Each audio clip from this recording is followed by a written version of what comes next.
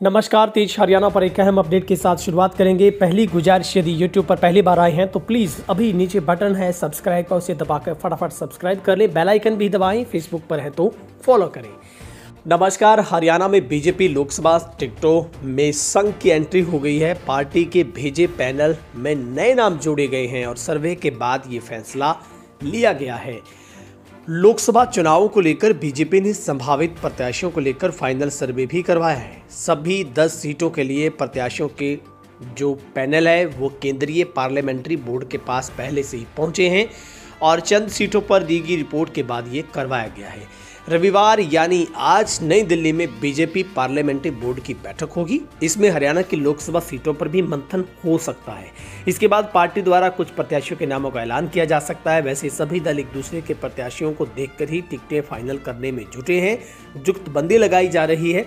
भाजपा अब जातिगत क्षेत्रीय समीकरणों के हिसाब से प्रत्याशियों पर निर्णय कर सकती है। फटाफट 2019 के लोकसभा चुनाव के परिणामों पर नजर डाल लेते हैं।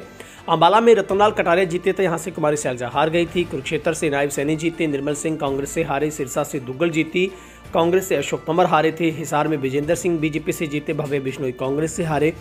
करनाल से संजय भाटिया जीते। कुलदीप शर्मा कांग्रेस से हारे। सोनीपत में रमेश चंद्र कौशिक बीजेपी से जीते, हारे। भूपेंद्र सिंह हुड्डा कांग्रेस से। भिवानी महेंद्रगढ़ में धर्मवीर सिंह बीजेपी से जीते। श्रुति चौधरी है वो कांग्रेस से हार गई। रोहतक में अरविंद शर्मा बीजेपी से जीते। दीपेंद्र हुड्डा कांग्रेस से हारे। गुरुग्राम में राव इंद्रजीत सिंह जीते। अजय सिंह यादव कांग्रेस से हार गए। फरीदाबाद में कृष्ण पाल गुर्जर भाजपा से जीते। अवतार सिंह भड़ाना कांग्रेस से हार गए थे। और अंबाला सीट अभी भी खाली है क्योंकि रतनलाल कटारिया का निधन हो चुका है। और सबसे रोचक अगर किसी सीट अगर हॉट सीट बनी है तो वो सिरसा है। सिरसा में सबसे पहला अब जो नाम चल रहा है वर्तमान में वो बलकौर सिंह का चल रहा है। जत्थेदार बलकौर सिंह पूर्व विधायक हैं कालांवाली से। दूसरे नंबर पर ट्रेडिंग कर रहे हैं डॉक्टर अशोक तंवर, हाल ही में बीजेपी में आए हैं, मुख्यमंत्री के भांजे हैं। और तीसरे नंबर पर जो नाम चल रहा है उसमें कहीं ना कहीं सुनीता दुग्गल पर भी मंथन हो रहा है। यानी कि अब बहुत रोचक खेल सिरसा का हो गया है। यानी कि सुनीता दुग्गल की रिपोर्ट कार्ड खराब होने की वजह से कहीं ना कहीं अब पहले नंबर पर जो हम 2 दिनों की रिपोर्ट में देख रहे थे, इनपुट्स थे, उसमें बलकौर सिंह चल रहे थे। लेकिन बलकौर के साथ साथ डॉक्टर अशोक तंवर पर भी जो पार्टी है वो सबसे ज़्यादा मंथन कर रही है। सिरसा में सुनीता दुग्गल, डॉक्टर अशोक तंवर व बलकार सिंह का नाम चल रहा है। केंद्रीय नेतृत्व सभी 10 सीटों पर जीत दर्ज करने के लिए लगातार कवायद कर रहा है। इससे पहले भी पार्टी ने प्रत्याशियों को लेकर सर्वे करवाई। सभी तरह के फीडबैक के बाद ही पार्टी प्रत्याशियों के नाम का जो ऐलान है वो करेगी। और सबसे बड़ी निगाहें आज है क्योंकि रविवार है। आज भाजपा केंद्रीय चुनाव समिति की बैठक है और हरियाणा की 10 लोकसभा सीटों को लेकर मुख्यमंत्री दिल्ली को रवाना हो गए हैं। और सूची घोषित करने के लिए रविवार शाम दिल्ली में जो पार्टी स्थित कार्यालय में केंद्रीय चुनाव समिति की बैठक होगी। हरियाणा के 10 सीटों सहित कई राज्यों के प्रत्याशियों की सूची को अंतिम रूप दिया जाना है। माना जा रहा है कि रविवार को केंद्रीय चुनाव समिति में जिन सीटों पर अंतिम निर्णय हो जाएगा उनकी घोषणा सोमवार को हो जाएगी। बीजेपी के साथ जेजेपी के गठबंधन पर दुष्यंत चौटाला ने भी अपनी प्रतिक्रिया दी है। लोकसभा चुनाव में बीजेपी के साथ गठबंधन पर हरियाणा के मुख्यमंत्री और जेजेपी नेता दुष्यंत चौटाला ने बताया है कि एनडीए की बैठक में कोई फैसला होगा। मैं इस पर कुछ नहीं कह सकता। अगर बैठक नहीं होगी तो फैसला उसके बाद लिया जाएगा। इसके बाद वह और प्रदेश भाजपा अध्यक्ष नायब सैनी हरियाणा से भाजपा प्रत्याशियों का विवरण लेकर सीधे पार्टी मुख्यालय चले गए।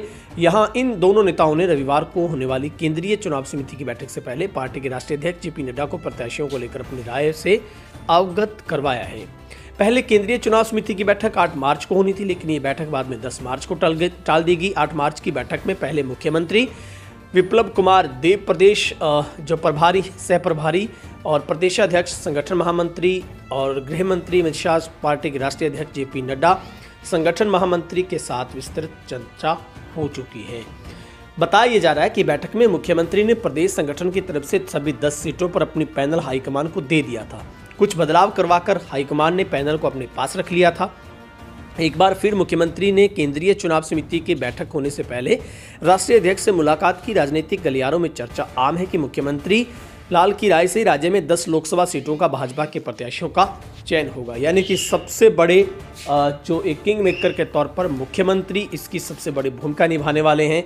लेकिन अभी भी जो पेच फंसा है वो कहीं ना कहीं सिरसा कुरुक्षेत्र सीट को लेकर है, जहां पर इस बार बीजेपी का मन है कि हरियाणा में 2 सीटों पर महिलाओं को उतारा जाना है। अगर 2 सीटें महिलाओं को दी जाती तो उसके बाद की जो 8 सीटें हैं वो पुरुष कैंडिडेटों को दी जाएगी। लेकिन सबसे बड़ी बात जो हम बता रहे थे कि आज सबसे बड़ा जो मंथन हो सकता है, हिसार में सबसे अधिक उम्मीदवारों पर मंथन है। हिसार सीट पर भाजपा सबसे पहले मंथन कर रही है। वित्त मंत्री captain Abhimanyu, captain Bhupendra Singh, deputy speaker Ranveer Singh Gangwa के नाम पर मंथन चल रहा है। भिवानी महेंद्रगढ़ सीट से सांसद धर्मवीर सिंह, डॉक्टर सुधा यादव के नामों पर विचार की चर्चा है। गुरुग्राम से राव इंद्रजीत सिंह का नाम माना जा रहा है। फरीदाबाद से केंद्रीय मंत्री कृष्णपाल गुर्जर है, राजेश नागर है, विपुल गोयल दौड़ में है।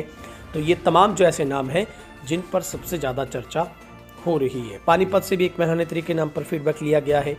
करनाल से सांसद संजय भाटिया का नाम आगे है। गरोंडा से बीजेपी के 2 बार के विधायक हरविंदर सिंह कल्याण का नाम शामिल है। पानीपत से सिटी विधायक प्रमोद कुमार विज के अलावा कई और नाम शामिल हैं। तो देखा जा सकता है कि आज कई अहम फैसले में बैठक जो केंद्रीय बोर्ड की है उसमें 10 की 10 सीटों का जो रुख है वो साफ हो जाएगा। आपकी राय कमेंट सेक्शन में देखेंगे। सिरसा में आपको कौन लगता है इन तीनों में जो बेस्ट प्रदर्शन कर सकता है? बलकौर सिंह, डॉक्टर अशोक तंवर या फिर सुनीता दुग्गल या फिर कोई और नया चेहरा होगा?